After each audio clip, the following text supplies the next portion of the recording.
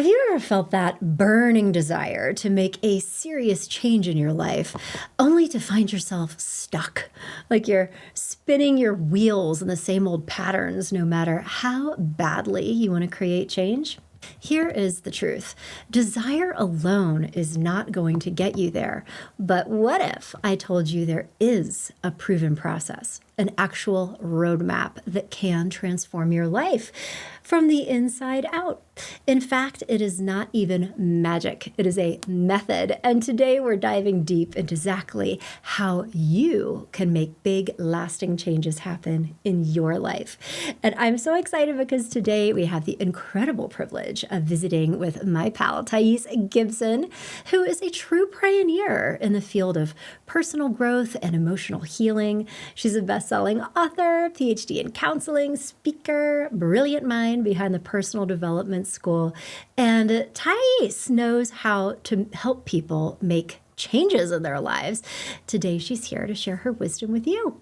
Welcome. Thank you so much for having me. And you're just lovely. I always really enjoy speaking with you, so I'm grateful to be here. Oh, we have a good time, don't we? Really. Good deal. Okay, so I have to tell you, Thais, I was so excited to talk with you at this time. Obviously, people could listen to this episode whenever they are like, I can't keep doing this. I am ready to make some changes and will benefit from it. But right now, we are talking in December, just ahead of the new year. And who in the world hasn't been like, next year, it's going to be different. I'm going to do these things, attain these goals. And then, by February, you're like, ugh. Right?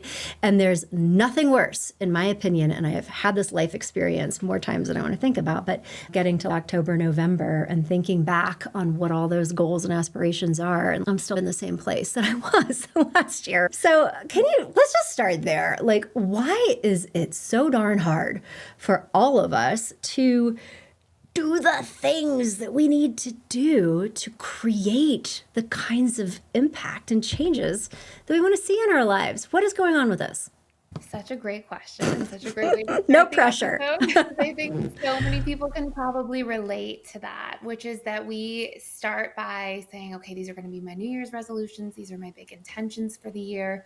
And then we may find ourselves not following through for very long. And I think the statistic is about 88% of people fail their New Year's resolutions within the first week. The first And week. obviously That makes me the feel a first little week. better. Thanks for saying that. And that includes everything from, okay, we're going to eat healthier this year to we're going to start that business we've always wanted to. And there can be so many different things that we say we're going to do and we don't necessarily follow through on. And to me, one of the biggest underlying reasons for this is the fact that when we say we're going to do something and we intend, it is our conscious mind that intends. Our unconscious mind, what? What did you say? Our conscious mind Oh. intends. So our conscious mind is the one that can be logical and rational and intend things and create desires and say, I'm going to quit eating chocolate for my New Year's resolution, or I'm going to go to the gym every day, or I'm going to fill in the blanks. But that is our conscious mind. And according to Harvard Business Review, our conscious mind is responsible for roughly 3 to 5% of all of our beliefs, thoughts, emotions, and actions. And it is our subconscious mind and unconscious collectively that are responsible for 95 to 97%. And so I would always say to people, we think that we're sabotaging our New Year's resolutions, but it's not that we're actually sabotaging. No part of us is waking up on Jan 3rd going, today I'm going to sabotage my New Year's resolution and see how it feels. But what's happening is our experience of self-sabotage or resistance or procrastination is simply that our conscious mind intends something, but our subconscious or habituated self has other conditions working against that intention. Absolutely. And so what we experience as self-sabotage is our conscious mind trying to get somewhere, our subconscious mind having different motives, and our subconscious mind really being the one running the show. And so as a result, what we'll see is we feel like there's this push-pull dynamic of us saying, we're going to go to the gym, but then we're driving home from work and we're like, we don't really feel like it. And we're choosing from our subconscious or habituated self much more often. And so one of the biggest and most important things is that if we want to actually take our goals or New Year's resolutions and ensure that they get done, we need to find a way to communicate that information to our subconscious mind and actually condition or program some of that in to our Mhm. subconscious mind so that our habituated self will be able to take consistent action instead of it just being Yeah. a conscious desire that drops off after the first few days. Yay. I'm so glad you're talking about this because I have experienced this, but also, and I think I may have a little bit different of language, but this idea that there are competing goals is what you're saying. Like your conscious part of your mind is, yes, let's go this way. But there are other parts of you that you are a multidimensional person, and you may have other parts that are not conscious who desire a different outcome. And so that you then need to figure out how to get everybody on the same page in order to go in the same direction, because otherwise you have these parts of yourself pulling you away from something that you think you want. Exactly. Yeah, Exactly. And you're referring a little bit to parts work, which is so powerful I as am. well. And the way, or I guess the language we'll use today, but I love that perspective, I will say, and that approach is if you can imagine. And I'll share a Hmm. story. Okay. Yay. So we all have, and you can almost merge a little bit of parts work here, like different parts of us have Hmm. different needs. And so, if you can imagine that you're a human being who is multidimensional and who has different needs, what happens a lot of the times is some of those needs are natural subconscious priorities that we're living our lives by. And we all actually have these happening and governing our lives and decisions all the time. So, we all have this internal hierarchy of needs. And back in the day when I was working with clients, I worked with this woman once and she came in to me right around New Year's and she said, Thais, I'm pre diabetic and I'm having all these health issues. And every Hmm. year for the last 5 years, I've told myself this year, I'm going to eat healthy and I'm going to go to the gym and I'm going to take better care of myself. Yeah. And every single year I fail. And I'm scared Ugh. this year because I'm starting to actually struggle with my health. And Ugh. so what we did is we did a little bit of needs work. And we found that her highest needs were security, Hmm. comfort, family, and social connection. And so what happens is the conscious mind, that 3 to 5% of us says, we desire to go to the gym and to eat healthy. And the subconscious mind, which is governed by this hierarchy of needs that drives Hmm. our decisions and how we perceive things all the time, said, no, we're not going to do that because that's going to take time away from family, Mm. security, because we don't feel safe doing this new thing, Yeah. comfort, and social connection. Why would we want to go to the gym rather than hang out with friends? Yeah. And so, what happens is when we can start to understand our own individual needs, what we can do is we can take our conscious mind's goal and we can Hmm. link it to our subconscious mind system of needs. And so, in her Fantastic. particular case, these things that were really meaningful to her, that were driving a lot of her life and how she prioritized things and how she spent her time, all Hmm. we did is link them together. So, we said, okay, if you're going to go to exercise, let's join a hiking club with friends. So Hmm. that becomes a social connection thing. Perfect. Let's spend more time doing activities with family where you're actually going to the park with your kids and you're playing with them on the playground and you're taking walks outside or going for hikes there. Hmm. Let's make sure that if you're going to attempt to do things that are weight training related, if you have a huge need for comfort and for security, what we're going to Hmm. do is we're going to get you feeling really comfortable and secure by first learning how to use weights in the comfort of your own home with an online Hmm. training program. And we're going to set goals to cook healthily with your family. And Yeah. so, what was happening is her conscious mind said, okay, we want to do these new things. And her subconscious is going, actually, we have different priorities. But when we can discover what our own subconscious mind's priorities are, the things that drive our behavior, and a lot of what we focus on a regular basis, and there's ways Hmm. to uncover that, which we can dive into. But when we can start to uncover what those are, Yeah. we can blend those with our conscious mind's goals and it will diminish a lot of the resistance we feel so that there's Yeah. not, similar to what you said, this competition between different Hmm. aspects of the self. Yeah.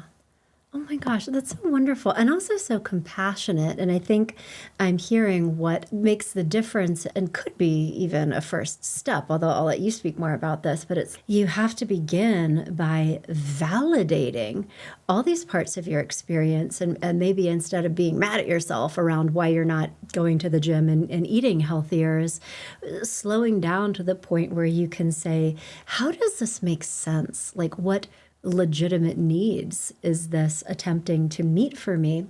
in a way that is not self-critical, that is honoring your whole experience. Does that kind of summarize Exactly. part of it? Yeah. Exactly. So what we're Yeah. trying to do in steps Hmm. is we're trying to see if there's a goal that we find ourselves sabotaging very frequently. We're first trying to discover, why Yeah. am I sabotaging this? And what are these underlying priorities that I tend to Hmm. focus my attention on instead? And you'll Yeah. actually see some ways of pulling up your own individual hierarchy of needs are through asking yourself questions like, how do I spend my free time? Okay, our Mm. free time Hmm. is often going to be spent around things that are our Yeah. biggest priorities. Hmm. How do we spend our money? A lot of the times, what we naturally spend our money on are things that are high priority to us. So, Yeah. for some people, that's personal growth books or Hmm. psychology books or books about human behavior. For other Yeah. people, that's entertainment. For other people, that's they're spending a lot of their time or money on things related to social connection or family. Mm-hmm. And so we can start looking at some of these themes and ask ourselves, what are the things that naturally are driving my behavior all the Yeah. time? Where I spend my time, my Hmm. money, what I naturally read and research about, where I actually spend a lot of time speaking to other people. If you actually pay close attention, there's themes and patterns within the Right. topics you'll get really excited to share with other people or talk to them Hmm. about. And so what we can start unpacking is those common threads. And there's a series of more in-depth questions you can ask, but at a Yeah. high level for our Sure. conversation now, we can start digging into what are those themes. And from that, you'll start to see, okay, there's a set of priorities that is governing my life on a regular basis. And Hmm. for some people, it's career growth. For other people, it's financial wealth building Hmm. and achievement. For other people, it's family time and social time. And then what we want to be able to do is recognize that anything that is in our behaviors is already subconscious, right? Because our Hmm. subconscious mind is our habituated self. So Yeah. when we have desires, that's often our conscious mind. And so when our conscious mind says, okay, I'd like to do these new things, Mm. if they're out of alignment with our subconscious natural Right. priorities or needs, then we're going to find that we're in this push pull dynamic where it's like Mm. conscious mind intends, subconscious pulls in a different direction. So Hmm. as we can start asking ourselves, what are the things that I'm always thinking about, focusing on, spending time on, spending money on? Those things are already conditioned or programmed into me. So I Hmm. want to be able to recognize, okay, this is who I am. And every time that I try to move away from those things and tell myself I'm going to do something else, sometimes my subconscious mind is going to block me because it's going to say this isn't habituated. And so what we want to be Right. able to do is find a way to link those things together Mm. Hmm. rather than having them seem like they're in competition with one another instead. Definitely. So that one of the strategies for people who are listening to this to feel like, what do I do?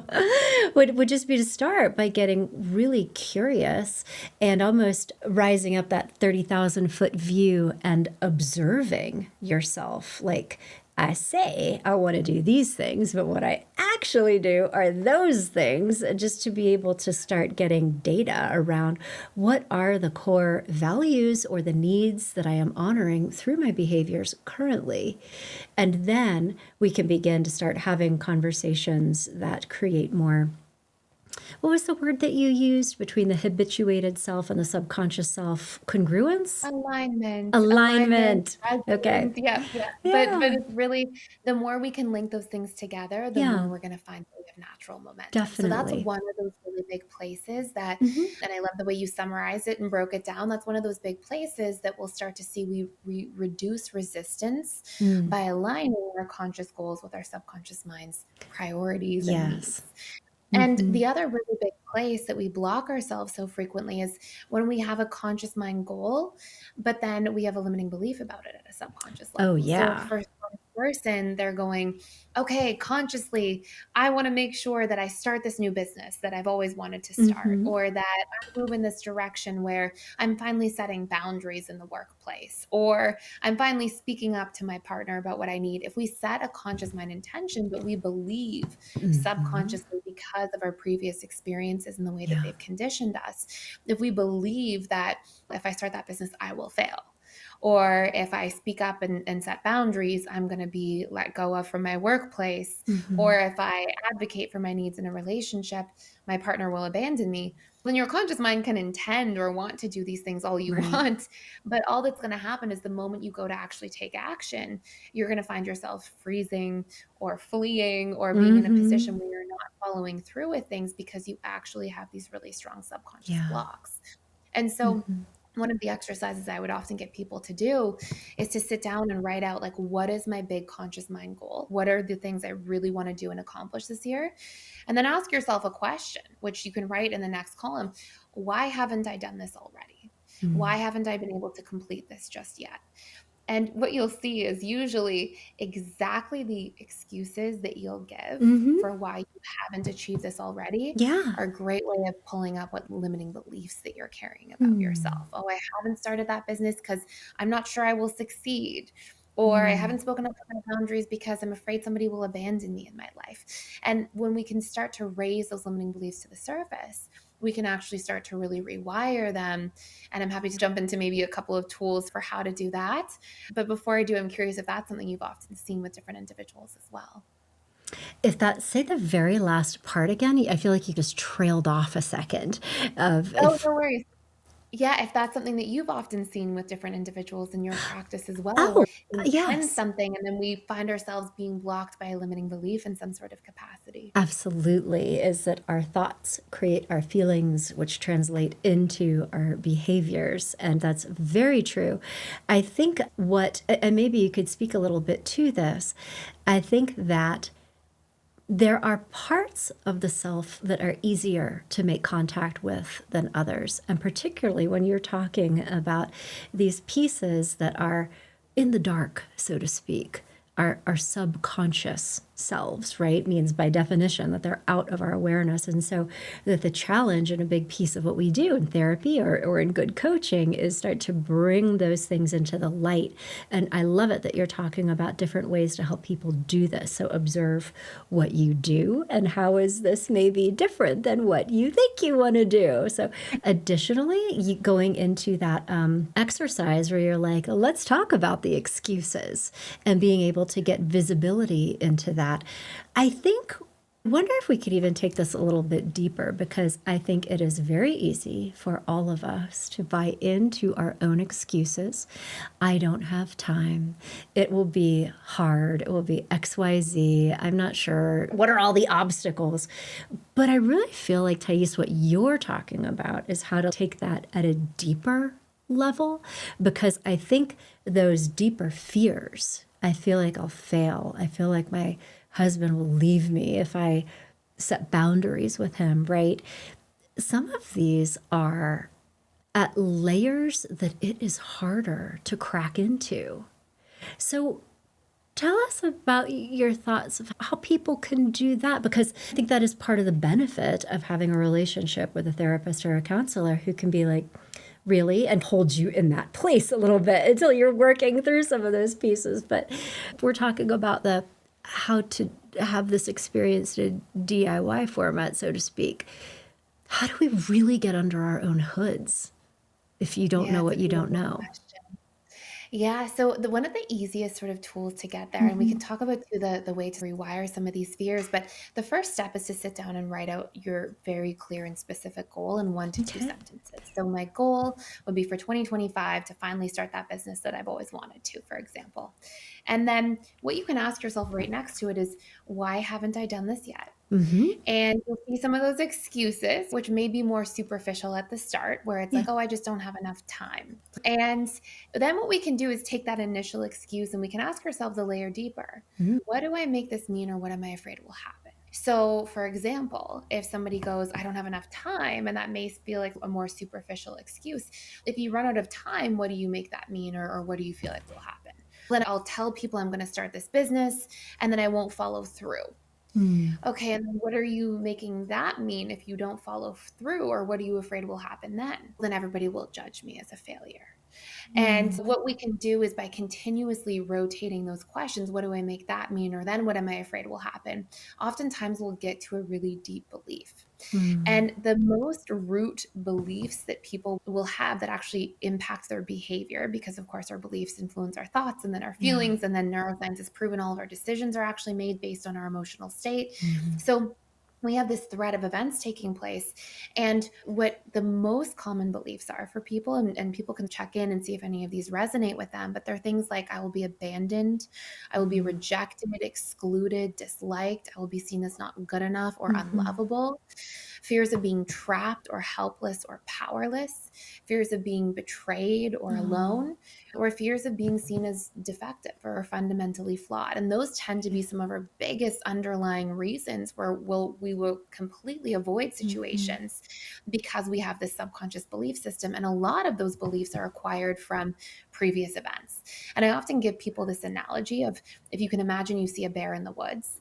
And Mm-hmm. let's say tomorrow you're walking through the woods and you see this bear and you're like, oh my goodness. You run away and you're safe from the bear, thank goodness. But if the very next day you have to walk back through those same Right. woods, you're probably going to go, oh my gosh, where's the Yeah. bear? And Where's you're the going to be like, the bear? bear could come from here. Exactly. And Yeah. so we panic and we project the Mm-hmm. likelihood of that bear appearing anywhere, because when our Mm-hmm. subconscious mind stores an experience with threatening Mm-hmm. emotions attached to it, we store an experience as being something threatening. Then Yeah. we are wired to hang on to this experience and reproject out the Mm-hmm. likelihood of this recurring. And we do Mm-hmm. that to protect ourselves. But what that means is, if in childhood or some previous events you were made to feel like you would fail, or that you would be abandoned, or that you were in fact trapped, or you were unsafe, then we'll store these ideas about ourselves. And our subconscious mind will actually create this lens that we see and interact with the world through going Mm-hmm. forward. So we will reproject or assume our past onto our present Mm-hmm. experiences. And then, of course, that's going to influence how we think, how we feel, and how we act Right. as a result. And so much of it is, can we pull up what these limiting beliefs are? And once we're Mm-hmm. able to do that by digging through those questions Yeah. and really finding that belief that we're like, wow, this is a big fear of mine, this is something that really resonates as being Mm-hmm. something I want to avoid at all costs, then we can actually work to challenge the belief and ultimately rewire it. Maybe we can talk about more in a second. Yeah, no, I'd love that.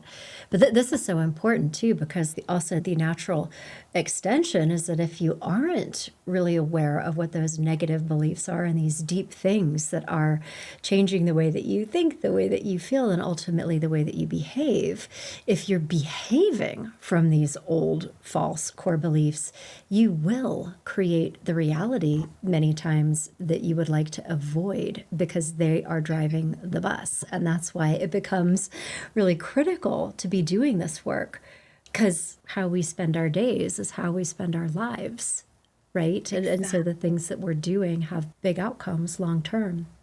So this That's is beautifully said. fascinating. Oh, go ahead. Oh, no, I was just saying that's But, beautifully said. And well, to your point, like, what's often happening a lot of the time is, consciously we desire something different. We yeah. want to move in a different direction, but we Mm-hmm. end up in the same potholes Right. over and over again because we haven't figured out exactly what's governing the way we see the world at a subconscious level.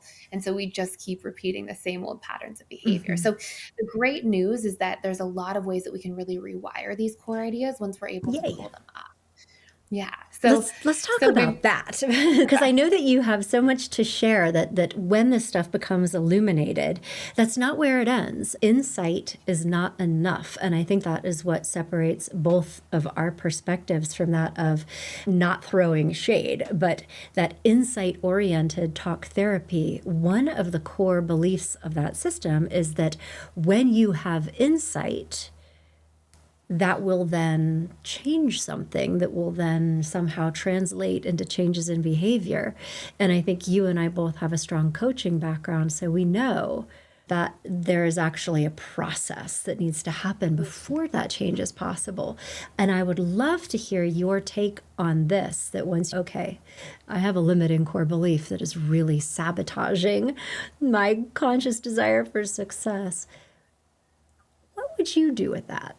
and I completely agree. Yeah, That's insight. Unfortunately, it's a first step, but if it's a unless we're first actually step, engaging the subconscious mind in the process, we right? gain the insight about our pattern or our Mm-hmm. behavior and where it stems from at its root.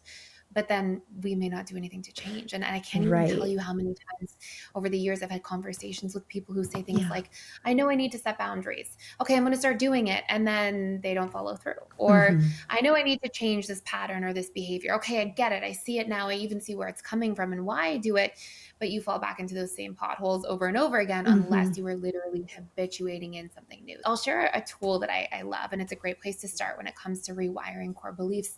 And it's called auto suggestion. It's a form of rewiring your beliefs, and it's leveraging an understanding of neuroplasticity. So I think there's a few core things here that we want to touch on. The first thing is that neural pathways are like muscles. They get strengthened over time when you're using them.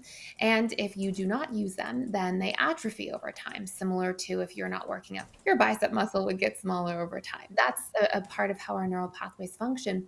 And whenever we are feeding the same old thoughts or feelings or beliefs, we're actually firing and wiring them more deeply. Yeah. Yes. So there's an old saying, there are no idle thoughts. And that might be a little too dramatic, but the things that we keep rehashing and Yeah. rehearsing in our mind or in our internal dialogue are deepening what we are Absolutely. thinking, feeling, and believing. So there's a 3-step tool called autosuggestion. And the first step is to find that core belief and then its opposite. So if somebody heard that belief and resonated with, I am not good enough, or I am unworthy, or I'll be abandoned, or unlovable, we're just looking at its opposite. I am good enough. I am worthy. I'm worthy of connection instead of abandonment. I'm lovable instead of unlovable. So we're just looking for Hmm. basically an antonym in step one. Hmm. Step two, and this is where we need a little more backstory, but step two, I don't believe in affirmations at all. As somebody who started with a background in hypnotherapy, I have found that affirmations are almost meaningless. And the reason for this is that the conscious mind speaks language, but the subconscious mind speaks in emotion and in Mm. imagery. A great obvious example of this is the ironic processing theory of psychology, which is if I say to you, whatever you do not think of the pink elephant, Of course. there's the flashing image of the pink elephant. And Yeah. so what happens is your conscious mind hears do not, but your subconscious mind sees the image of the pink elephant because your Hmm. subconscious speaks in emotions and in image. And so when we're trying to rewire or change a belief, we can't just give an affirmation and say, I'm good enough, because the problem Yeah. exists at the subconscious level. Nobody's Hmm. waking up and saying, today I'm going to tell myself I'm not good enough all day and see how I feel. These are subconscious pre-existing conditions that come from our past conditioning that then are stored in our perception of ourselves or the world. And so these are the things that we want to target at the subconscious level of mind. Okay. So Hmm. step two is we need to be able to now impact or implement that new idea through emotions and images. Hmm. Okay. So, what this means is, let's just say, for example, we're working on, I am good enough to start that business, or I am good enough to accomplish goal X. Well, what we need is we need something that is now the container for emotions and images. And interestingly enough, every memory is a container of emotions and imagery. So if I were to say to you, okay, tell me your favorite childhood memory, you might say, oh, I was playing at the beach and I was with my family. And as you tell the story, we'll often see people tell an old story and they laugh or they smile or their body language changes because they're actually experiencing the emotion that's connected to that memory when they recall it. And on top of that, we see the images in our mind of the memory, right? You see the image of the ocean or the waves or your family members. What we're doing is we need repetition and we need emotion and imagery. And these three ingredients together are what actually create new neural pathways. We get the repetition to fire and wire, and we get the emotion to really help with that entire process to help it solidify. So, what we do, just I know this is a lot. So, step one, No, this what is is your limiting wonderful. belief? Thank you. And its Hmm. opposite. Thank you. Step two is once we have the opposite of the limiting belief, so I am good enough, we come up with memories of times that we actually did feel good enough. And they can be teeny tiny. They don't need to be these huge accolades or awards. And what we're doing here is we're looking for very specific things because the more specific we get, the more imagery and the more emotion Hmm. are there. So Yeah. we may say, okay, I felt good enough 2 days ago when I had that hard conversation with my partner. Or I felt good enough the other day when I showed up as a great friend for somebody in need. Or Mm. I felt good enough 3 weeks ago when I fill in the blanks. And we can look through the different areas of life. We can look through the career area or the financial area or the mental, emotional, spiritual, physical, relationship areas. We can scan the different areas of Mhm. life. And ideally, we're coming up with 10 memories. They can be teeny tiny, but 10 memories of times that we felt a sense of being good enough or Mm. whatever the opposite is of the original limiting Yeah. belief that you're seeing. So I will fail, I will succeed. I'm Yeah. abandoned, I will be connected. I'm not good enough, I am good enough. So that's step two. Mhm. And once we have 10 memories of times that we felt good enough or lovable or whatever the new idea is that we want to feed into our subconscious mind, step three is we want to record it down. And what I mean by record it down is ideally record yourself saying these things out loud into your phone or somewhere you can listen back. Mhm. And then research into neuroplasticity shows that we need about 21 days, bare minimum, of firing and wiring and feeling about these things and seeing the images. And within 21 days of doing this, we've now built in new neural pathways that are strong enough to really stick Mm. and to take Mhm. hold. And so if we listen back, it maybe takes 2 minutes in the morning to Mm. listen back to your memories and to feel about them and to visualize them as much as you can. And now what we're doing is we're taking our conscious mind and we're using our conscious mind to bring up awareness. What is the limiting Mhm. belief? Why haven't I achieved my goal yet? Yeah. Oh, I'm scared I will fail or not be good enough. And then what we're doing is we're going, okay, just because that was an experience we had doesn't mean that's something we want to Mhm. carry into the present or future. So Yeah. now what we're going to do is we're going to come up with the new idea that we want our Mhm. subconscious mind to feel instead. 10 pieces of supporting evidence or memory, record this down, listen back for 21 days, and people truly shift out of these old limiting Mhm. beliefs so effectively within that 21-day Yeah. period. And it truly rewires a lot of these painful old ideas that we may have, but in the Mhm. present moment itself. Yeah. Because you're changing your self concept as well, that you are talking back to this old limiting belief that says you can't, and really showing it, demonstrating it in a way that it can hear, listen, understand that it's not true, in a powerful way that changes the belief, but it also changes your self concept. You're reminding yourself of your competence, your ability to do the thing that you do want to do. Although, let me ask you one thing as we're talking, and for the benefit of somebody listening to this right now, or listeners who might be saying, but what if I don't actually have any exceptions to the rule? What if I have not yet had the life experiences that would support the version of myself that I'm trying to cultivate? I could see it being a vulnerable moment for people if they are doing that mental inventory and thinking, oh no, what does it mean about me that I can't find an exception or any evidence that exists yet to support Right. this new idea that I would like to cultivate? How do you help them? Beautiful question. So, the first thing that we do is if there's an experience where we haven't seen that in our past, one of the Mhm. first things I encourage people to do is become that for themselves in the present. Mm. And so, if there's a time where somebody's saying, okay, I haven't seen anything to show that I won't be Yeah. abandoned, how are you going to stick around and show up for yourself, for your own feelings, for your own needs, for your own Yeah. boundaries? How are you going to be the person that breaks that cycle for you and to be able to give to yourself what you may never have had proper access to growing up? Because for some individuals, they've only seen mostly times of being abandoned, or they've Mhm. only seen messaging that they were not good enough or unworthy. And we start by saying, okay, then how am I going to put an end to that cycle? By no longer giving myself that kind of messaging, by no longer behaving towards myself and towards my own feelings and needs as if I'm not deserving of more here. And so we can start by becoming the need that we're hoping to get from implementing this new idea, becoming the person who meets that need. And we can make a list of, if somebody were going to never abandon me again, how would they show up in this particular instance? Would they show up and be somebody who is consistently attuning to my feelings or listening to what I need or being more Mhm. present with me? What would that look like if Yeah. somebody was making me feel good enough? or worthy of connection, or like I will succeed instead of fail. And then we can actually practice becoming that in relationship to self across Mhm. the 21 days instead. And that's a Mhm. beautiful pivot for anybody who feels like they Yeah. haven't had that opportunity to get there yet.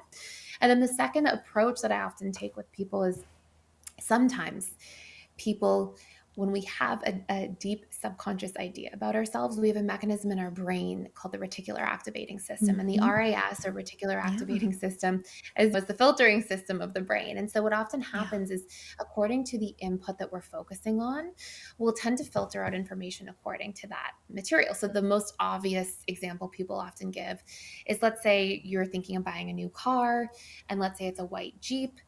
You might all of a sudden notice white Jeeps everywhere because that's the focus. And the subconscious mind decides what to focus on by the repetitive material that your conscious mind is basically feeding into it. Mhm. And so what can happen is we're so used to seeing ourselves as not good enough that at first it Mhm. can be hard to challenge that concept or idea. Or we're so used to thinking we're going to fail that it can be hard to challenge that concept or idea. So I often Right. say to people, if that feels too much like a stretch, we start general and then we get Mhm. specific over time. Yeah. So, for example, instead of saying, I am good enough, if that Right. feels like too much of a leap for ourselves to gain Mhm. any kind of proof or resonance with, then I often tell people, okay, start with, it is possible for me to feel better about myself, or Yes. it is Mhm. possible for me to have sustained connection if we're doing an Mhm. abandonment wound, or it is possible for me to feel more confident or to feel like I can succeed at small things Mhm. instead of that I will fail. So we start with just Yeah. starting really general, and then we look for reasons it's possible. And sometimes we can say it was possible for that person who didn't have much of that growing up, or it's Mhm. possible for this person who came from a really difficult time or background. And so if it's possible for them, maybe it's possible for me. So we can start getting a little bit of repetition and emotion of that evidence externally in a more generalized way. Mhm. And over time, we'll start to see that we're going, yeah, I actually do feel like it's possible. And then we can get slightly more specific. So instead of going, I'm not good enough to I'm good enough, we go, it's possible that I can improve. It's Mhm. possible that I can feel better about myself each day. And then eventually, as we find more and more resonance with each step forward of that belief, we can go to, it's possible for me to truly feel like I'm good enough Mhm. to achieve this goal or desire that I have. Yeah, absolutely. And I love the fact that you're talking about this because you can't take a too big of a first step, right? And if you are trying to change a core belief by going all the way to something that does not feel true, then it feels like you're lying to yourself, right? And it actually damages your relationship with yourself. And so you're saying that if you don't have the native memories, you can use visualizations, which are also very powerful, the outcomes that you would like to create, but that also you can begin chipping away at those core beliefs by moving your thinking patterns in the direction that you would like to go, and that over time they begin becoming more and more true, that you're finding more confirmation of that evidence, and that helps you grow in a kind of a smoother slope, because if you try to go too fast, too far, it will become, unfortunately, you're setting yourself up to fail.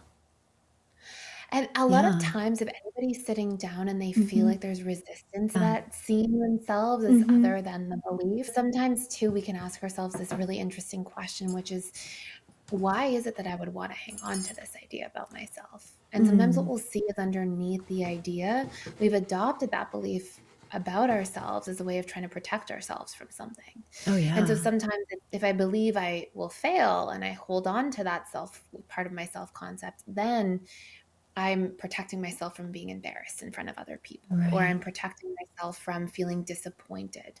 And so Hmm. sometimes we'll realize that, okay, my mind is hanging on to this from this place of just attempting to do its best it can to protect me Hmm. and to look out for me, but Yeah. also the recognition, as you touched on earlier, that our beliefs create thoughts, which then Right. can produce an emotional output, which then determine our behaviors. And so unless we learn to really clean up things at that root level by rewiring those limiting Mhm. beliefs, we're going to keep seeing the same patterns of thought that may be very self defeating or frightening. So those same Yeah. types of emotional patterns on a regular basis, and those same types of actions that will bring us back to the square one that was Mhm. exactly what we were trying to get away from. So Yeah. recognizing that this is just your mind doing its best to protect you, but being able to chip away at those beliefs in a way that feels comfortable and in resonance, and being able to pair that with, if you've been a person, in the words of Dr. Gabor Mate, trauma are the things that happened that shouldn't have happened. So things like you were made to feel like a not good enough person, or like you are unlovable or unworthy, that's a trauma.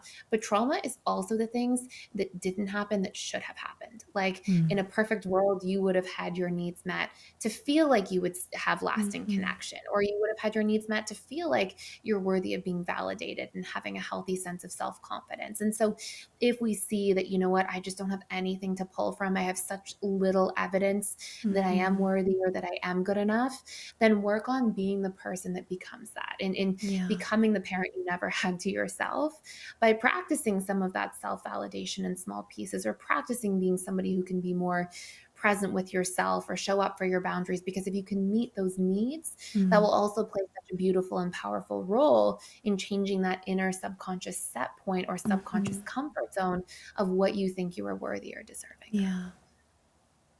Beautiful. These are powerful ideas, Thais. I appreciate you sharing them with us today. Okay, I know we need to wrap up here, but can I ask you just one more question before we glide to a halt?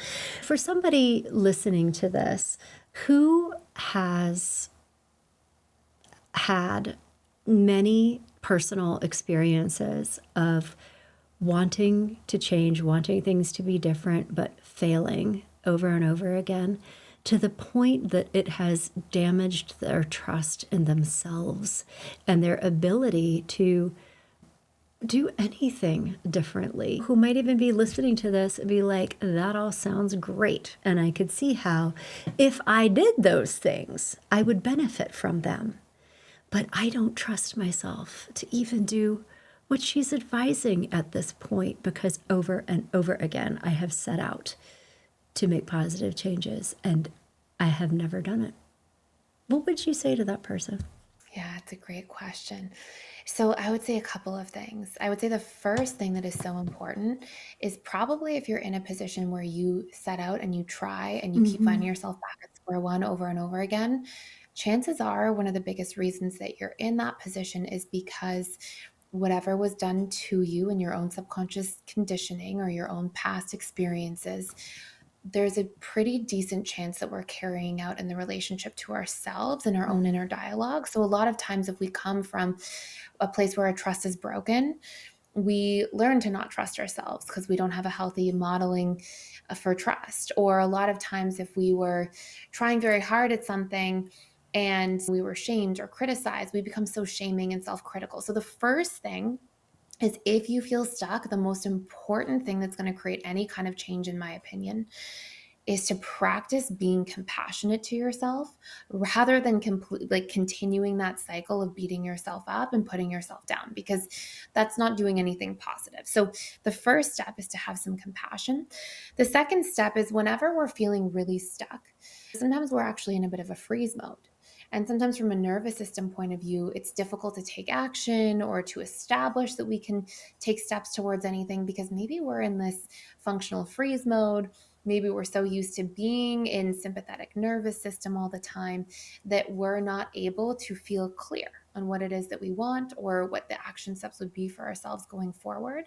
And so sometimes, if we're like, I don't even want to start the work, I don't even want to get into trying to meet my own needs, or I don't even want to get into doing some rewiring work and using auto Mm-hmm. suggestion to move through my beliefs, sometimes the first step is, okay, let me just start with a commitment Yeah. to be very kind and compassionate towards myself, to not beat myself up for anything, to be mindful of my inner dialogue, and to practice doing something that on a daily basis can help re regulate my nervous system a little bit and put me into a better state of being. Because sometimes, if we're really in fight or flight, or we're really in distress mode, even in a Mm-hmm. subtle way, it really stops us from being able to take action. So, Yeah. if anyone's feeling stuck, sometimes the best thing you can do is stop doing and start being. And what that actually looks is start with a daily meditation for 10 minutes, or start with something where you're doing deep breathing work, or just things to get your body to practice being instead of being this chronic state of doing. And sometimes through that mode of being, you're actually connecting more deeply to yourself. You are connecting more deeply to your body, which is actually giving yourself messaging that it is safe to be with myself. It is safe to be present with myself. And as we practice on a regular basis, spending more time in parasympathetic nervous system mode, sometimes that will be the very thing that allows us Mhm. to get out of our head and into our body, and out of that space of busy Yeah. mind and self-sabotaging and putting ourselves down. And we'll just get some space from that, enough to then feel a little more calm, a little more settled. Mhm. And then from there, we may have the energy to start taking action. And two of the biggest things when it comes to trust Mm. are, number one, congruency. So sometimes when we say something, we're going to do something and we don't follow through, it actually creates a type of incongruency where then we don't trust ourselves to be able to follow through, because what we're saying and what we're doing are not lining up. So we can set much smaller goals there, like just start with some nervous system regulation for 5 or 10 minutes to build that self belief that, look, I can stick to this. I am gaining momentum. And then another huge piece of self trust is self consideration. And if we're somebody who can't consider, you can imagine it when it's externalized. If we have a friend who never takes us into consideration, they borrow our things and don't give them back, they say things that might hurt our feelings, they do all these things that feel like they're not considering us at all, well, we're not really going to trust them. Right. So if we can get into a position where we learn to consider our own feelings, our own needs, check in with ourselves, more attuned to ourselves, be kinder to ourselves in the way that we speak to ourselves in our internal dialogue, if we can be more considerate and we can set small goals where there's room for congruency, those two things together can actually help really reestablish self Mhm. trust enough that we'll then want to take more action. Amazing. Such fantastic advice, Thais. And thank you so much for being so generous with your perspective, with your advice, and also with such, I think, specific and concrete things that people can experiment with and do a little bit differently as they enter into this new life chapter. So, you guys, whether or not you are listening to this on the cusp of a new year, I really hope that Thais's perspective has helped you get some visibility into things that you can do to create different outcomes for yourself this time around, either in the goals that you attain, but also in how you feel about yourself, which may arguably be even more important. So, Thais, thank you so much for spending this time with me today. And so, if people wanted to learn more about you, your mission, your message, where would they go? So I put daily videos out on YouTube at Hmm. personal development school Thais Gibson. And then I'm on Instagram, which is at underscore personal development school. And then personaldevelopmentschool.com is our website as well. So thank you so Wonderful. much for having me. I really appreciate you having me. And it's so nice to speak with you as always.